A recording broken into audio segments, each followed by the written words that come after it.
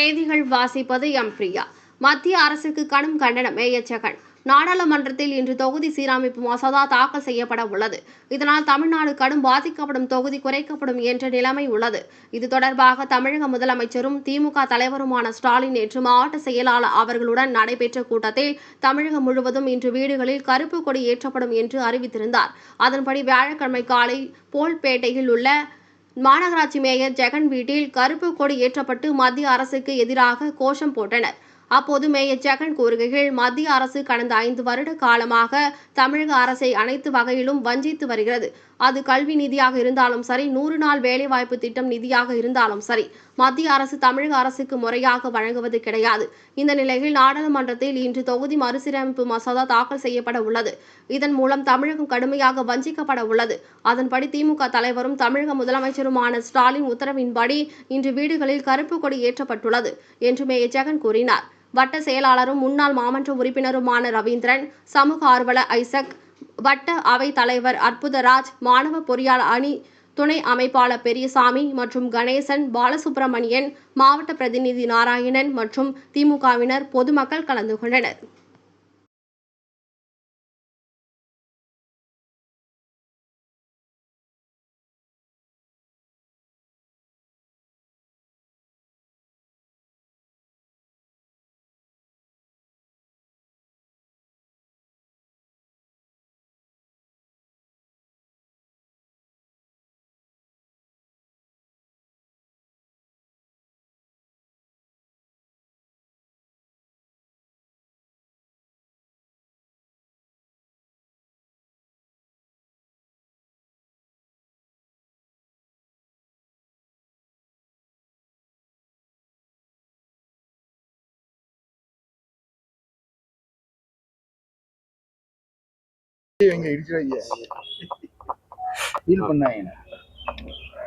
எங்கள் கழக தலைவர் உத்தரவுக்கு இணங்க நேற்று காணொலி மூலயமா அனைத்து மாவட்ட கழக கூட்டத்தில் அறிவித்தார்.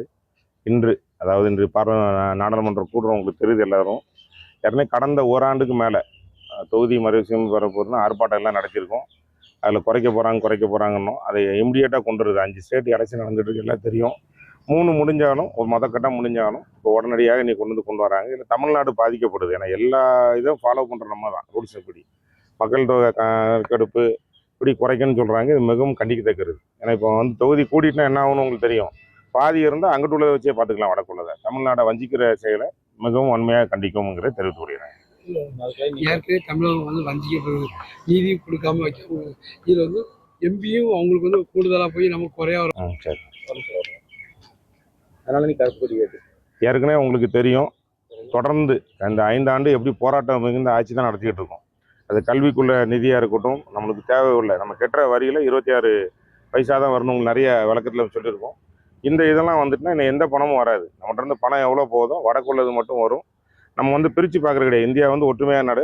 அதை ஒரு பிரிவினை உண்டு போகின்றதுக்கு இது தொகுதி மறுசீரமைப்பு போர்வையில் ஒரு இந்தியாவை பிளவு ஏற்படுத்துகிற முயற்சி செய்து மத்திய அரசை வன்மையாக கண்டிக்கும். நன்றி.